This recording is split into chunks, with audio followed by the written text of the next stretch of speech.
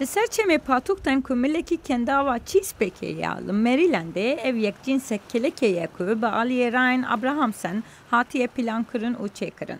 Ev damezranirê Treyên sêsed û şêstiyê ku şîrketek nexşakirina dîtbarî ye. Ku ji bernama dîtina kolanan ya Google'ê îlham girtiye.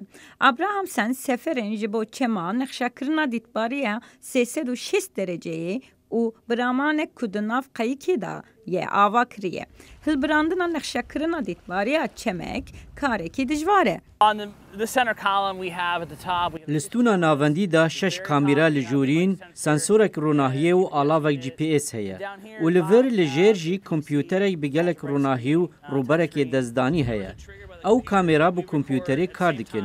Kompyûter jî di heman demê da hevrêziya GPS, zexta barometrîk, şilî û germahiyê tomar dike. Ji ber ku motorên bendavê yên li patûxtan kamereyên bi mercekên berfireh goşekirî her 12 metre carê da bi hevdemî ve nedikşîne. Ev ji bo afirandina gerîna dîtbariya panoramîkiya avî bi sedan hezaran ve neyan bi kalîteya bilind dikşîne.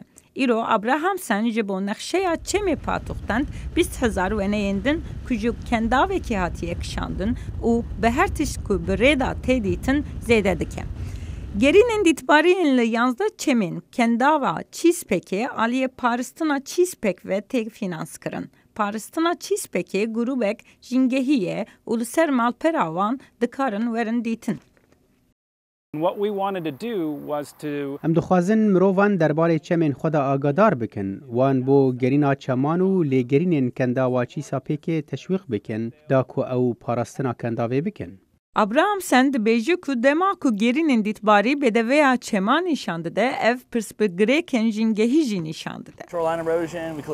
Rihîna levên avê, pîzbûn û gilêşê bahost înin, bibîne pir lastîk û teker di cûbarên avê de hene. Tenê vê nîşan bidî, ji bo her kesî dê xweyabek û pêwîstî paqijkirin û çavdêriya zêdetir heye. Lê jîngeh û beravên em lê dijîn. Çemên wekî patûxsen û êdin ku di herikên kendava Chesapeake'ê nêzîkî bajarê mezin mîna Washington û Baltimore'ê ne. Ev yek ji bo gel bêtir derfet dide ku ji kendava Chesapeake'ê kêfxweşî bigirin.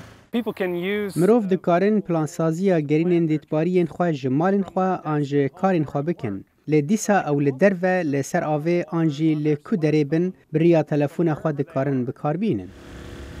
İro çem beşek rêka sedvanê John Smith Chesapeake ya neteviya dîrokî ne ku ev li Amerîkayê ji bo hemû ava rêka yekemî ne.